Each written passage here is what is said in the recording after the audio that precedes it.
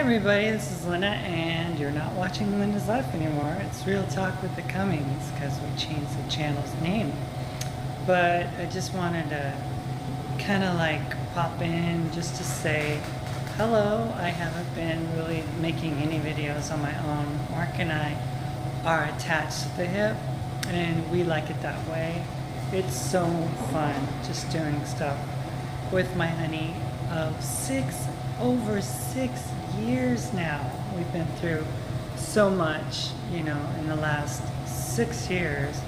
But I decided that, he makes all those wonderful morning videos and stuff, and, he does them on his own and everything, much of the time. But I just wanted to do one by myself here just to kind of fill you in on what's been going on, what's been happening. Not too much personal information because I know what happens when I do that.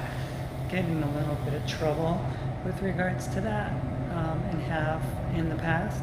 But just wanted to just kind of give you guys an update on me, on the things that have been going on, what's been happening, what we've been doing, and basically, we've been commuting a lot, driving back and forth from our home in the Lake Chelan area and out towards the Wenatchee area where we work and stuff. We're doing a lot of Instacart, lots of delivery jobs, some Uber, not as much as I was doing before. I honestly don't know how I did the amount of work that I was doing before, because even the amount that we're doing now is like, it's tiring for me, and I don't even drive anymore. As you know, I had been in an accident with my car, no longer drive. We did,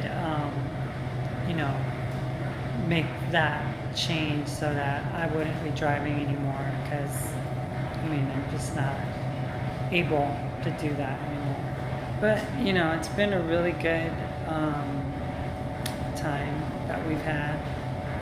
I realized that I really kind of messed up my body with regards to working out and not working out. Lost a lot of muscle,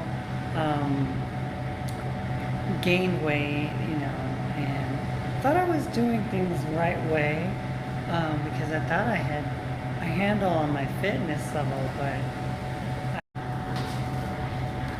apparently I don't really have a great idea of how it all works. I looked behind me because I thought that was a fly, but it's just a bolt. So, but yeah, I literally, I really did think that I knew what I was doing, being that I was with a personal trainer for all these years. But I sort of missed out on reading more about sodium and carbohydrates. Because as you guys know, I had tons and tons and tons of energy bars. Yes. Grocery Outlet had a real discount on all those types of things. And then we're at the laundromat. We've decided to wash our clothes, and it's not every day that you get to go to the laundromat, because we don't have a laundry at our home, which is something in the future that we're definitely going to correct next time. But yeah, so I was eating all these energy bars, and Blueberry Morning, if you guys remember, I was having these microwave prepared noodles, 1,500 grams of sodium. Yeah, so even if the caloric content was low, the sodium levels were extremely high, and that's just not good. It's not good at all. So I have had to make some serious serious corrections with regards to my diet because it kind of like made me gain weight. Kind of a bummer that that's what happened, but you know, you can't mix carbs and fats, you know, and that's what I was doing, lots of carbs, and still eating, you know, meat and protein and stuff. So right now I've dropped down to a different type of, Mark's got me on a different like eating regimen, something that works for a lot of people. It's like a lower carb, not quite keto, but lower carb, so that there's no carb, minimal carbs in the evening. Like I don't eat bread, I don't eat like regular pasta, rice. Been switched over to like cauliflower rice, which is pretty good actually. And we found these skinny noodles at grocery outlet that probably won't be there next time, but you know, sometimes you get a really good deal at grocery outlet, and other times they run out of stuff that you wanted, or they just don't carry it. But you know, so I've been kind of eating lower carb stuff, so I've been able to drop my weight a little bit. Going to the gym, not nearly as many hours as we used to hit the gym up at over in Arizona, and we live in Silver City, Fort Lauderdale, all the different places we lived. You guys, if you've watched the channel, you've seen where we've moved and places we've been. But so basically, I'm on like a low carb, higher protein diet plan, and because my metabolism's kind of messed up, and I've been able to catch it before it does a lot of damage, because you know, a lot of times women especially, you know, just have, you know, go through the menopause time and everything, and then go through other periods where the estrogen levels kind of change and stuff from where they've been, you know, and it just throws the body into like kind of a crazy time. And with trans women, it's obviously a different scenario a little bit, but some of it's kind of the same with regards to body changes and estrogen levels. And you know, I'm like increasing estrogen levels because I've been able to get on injections recently, which I am so grateful for. Kind of tired of doing estradiol pill and the Spiro, which I've kind of like let go of as well, since we've gone to, this is my second week now of doing injections. Mark's, it's so wonderful to have a medical person as your husband, because he gives me the injections, and it's really nice to be able to not have to take that under the tongue thing every morning, and sometimes into like, you know, if you like space it out, you do like 2 estrogen tablets and then you do 2 in the evening. I don't know, it's just, and then the absorption rate is just, and then the damage it does to your kidneys or liver or whatever, and it's just kind of not a good scenario. And then you have to watch out for blood clots and other things like that, which yeah, it's a challenge, you know, a lot of times with regards to transitioning in hormones and all the things that you have to do with HRT. But you have to do what you have to do, right, and assess the risk and adjust accordingly. And adjusting accordingly also means adjusting your diet so that you can minimize the damage that, you know, um, synthetic hormones can do to your body. And one of those things is to get adequate amount of sleep, getting rested, trying to eliminate the stress in your life, trying to cut out certain things that cause you stress. Like if family members cause you stress, you need to say goodbye. If certain situations cause you stress, you need to let go of these things. It's all part of it. It's all part of all the changes that occur when, if you want to continue to function at a high level and still, transition correctly and safely. Because there's a lot of things that you're challenged with, and you need to really kind of like make some compromises, And one of the things that you really want to make sure that you get a handle on is physical fitness and weight training in particular, because the body's metabolism, as you increase your estrogen or if you continue it, it can slow the metabolism down. So that creates, guess what?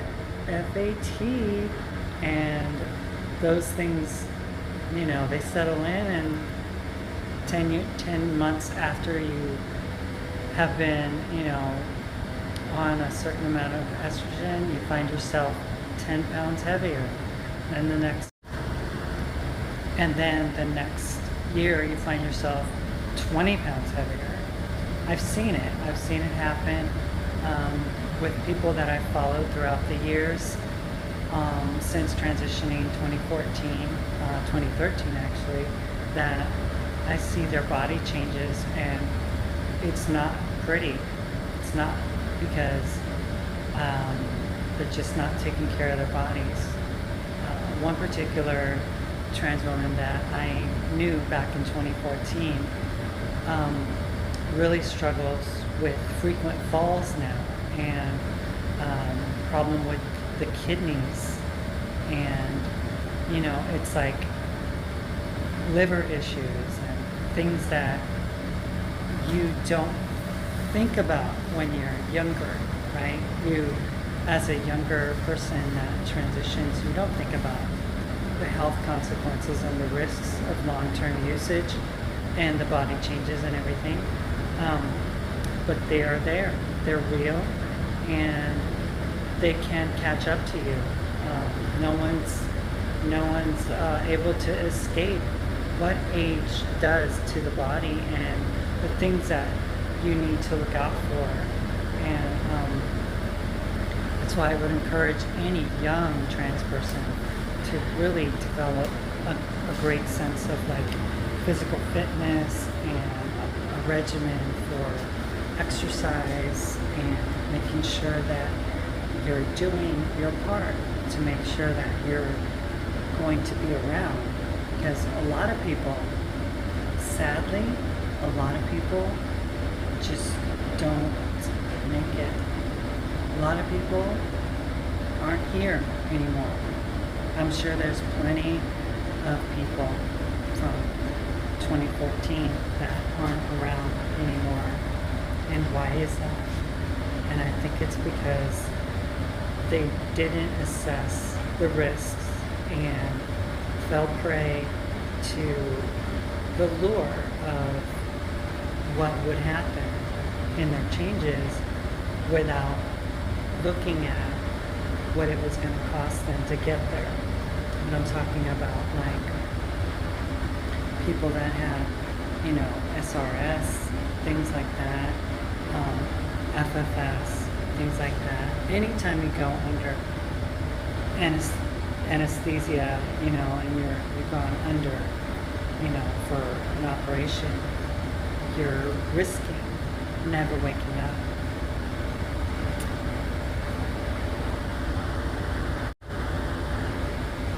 You're risking your life basically, and a lot of people don't understand that when their body gets thrown into these massive changes, like all of a sudden you don't have an organ or a certain body part, and it's no longer producing anything down there, like, as you know what I'm talking about, then you open yourself up to other risks and other categories of risk as you age. As you age, it just becomes so much more important to take care of yourself. You know, muscle deterioration is a very serious problem within the trans community for both trans men and trans women alike. And it's something that people need to think about. Don't think that you're an untouchable. Don't think that you can just skate through and avoid any challenges that might, pop up with regards to the potential of damage that you could do to yourself. You really do need to do your homework. You really do need to take care of your body, even more so in the circumstances that we place ourselves into. But I didn't really mean to get into like some kind of teaching thing or anything. I just wanted to share just things that have been going on with me. But some of the things that have been going on have been diet related, and I know that it's super important to make sure that I can get a better handle on what I'm doing with my body, how I'm taking care of it, things I'm putting into it, and being a good steward of what I've been given. And we've all been given our physical bodies to be stewards of and to take care of. And I think it's super important that, especially people like us, really need to take care of our body. Because if we don't, it will break down, and it will cause us damage and pain and disease and suffering and misalignment and depression, and a whole host of problems can really cause us a lot of issues down the road.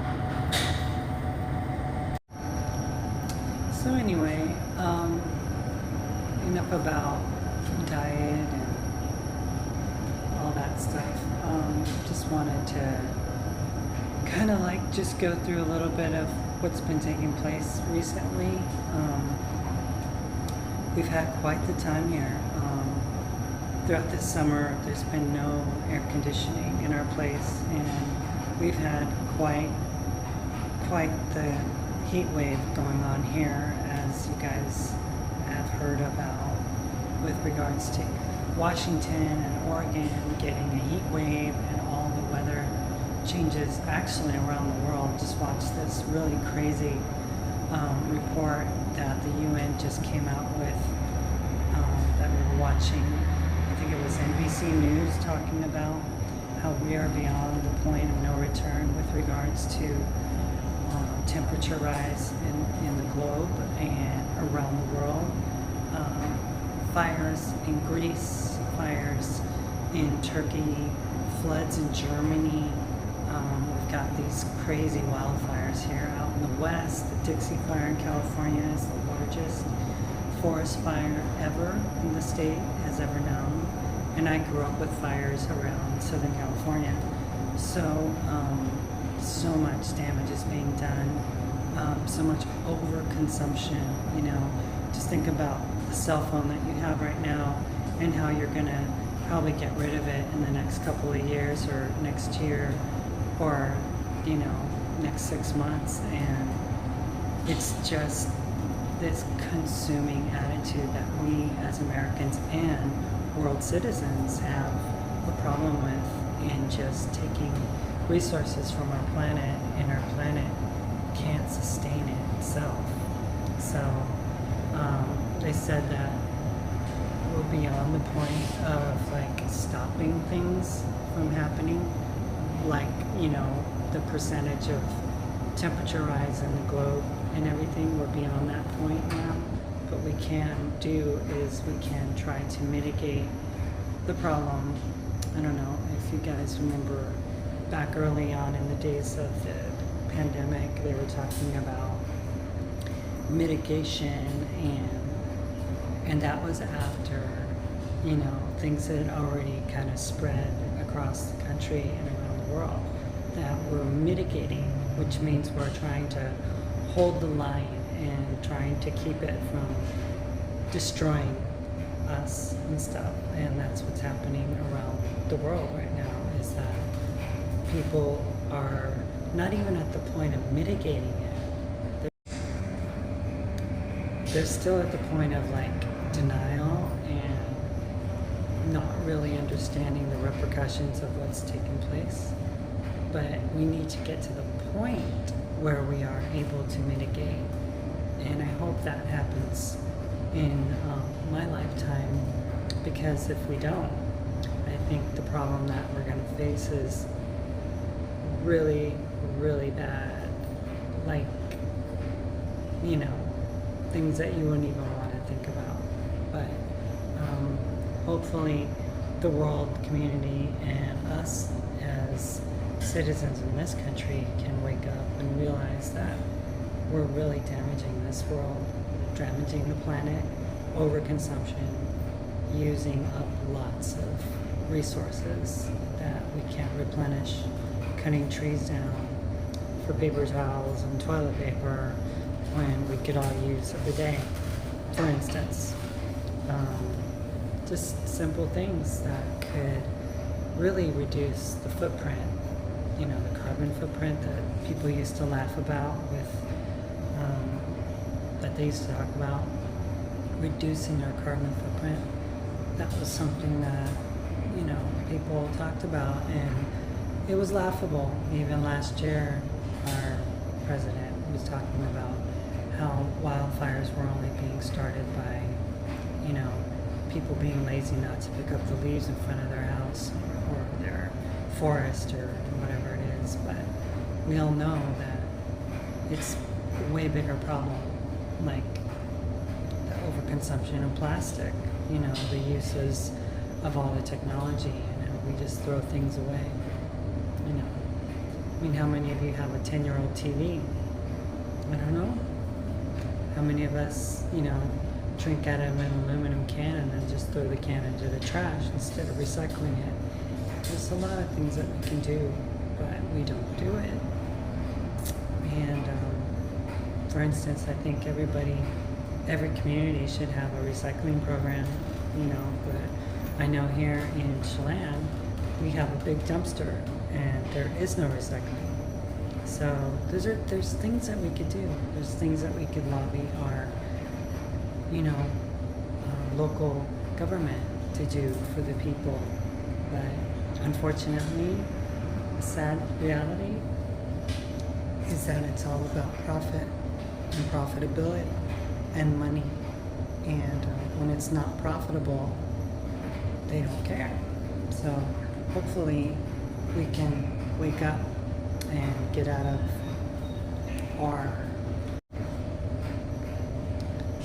I think I messed up, but what I was going to say was, you know, here we are in this fire-prone area. I thought we're living in a resort community. It's a beautiful lake.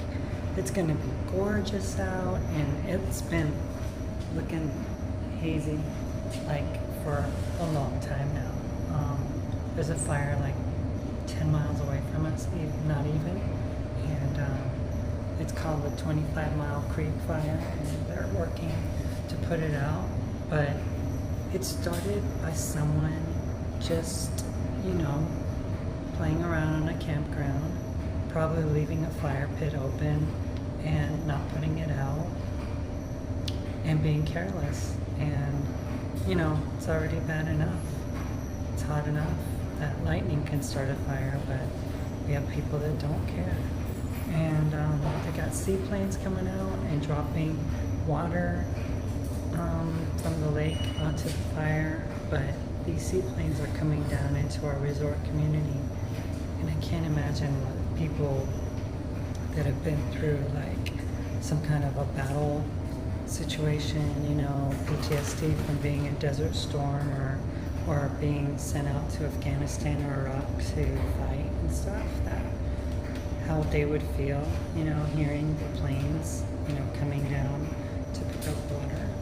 It's really a dangerous situation all around, and no one is untouchable. I mean, we've had 2 major fires in the last 2 months since, you know, Mark and I have been together. The Red Apple Fire down in Wenatchee, which was closed down the main road for us to get to work one day, and we had to go around and stuff and get to work really late. Thankfully, we don't have a clock that we have to clock into. We can just dial up our own hours, but still, you know, fire crews coming down our own neck of the woods here to go racing to put out a fire that's not too far away from us. And that fire could have started right behind our house, could have started right above in the hills right behind us. So it's not cool, you know, it's not cool. We're not looking forward to the winter season because it gets 34 inches of snow here, and well, that's another story. The snow is another issue here. We were walking, right, just going for a walk, and we ran into like this memorial monument, and apparently back in 1945 or something, there was a bus that literally skidded off the road and into the deep lake. The lake is about 1,500 feet deep, and loss of life was tragic. A whole generation of kids in a bus. The bus driver survives, some of the people survived, some of the kids, but the majority of them went down into the water. And these are dangers of living out in a resort area. You know, in the summer there's wildfires, and in the winter there's snowstorms. So we're kind of looking at our options, looking at what we need to do in order to, you know, live our lives in a less stressful way. One of the ways that we can do that is by not living in a place where you're not too far from a wildfire starting or from a snowstorm. You know, and sliding on black ice is no fun.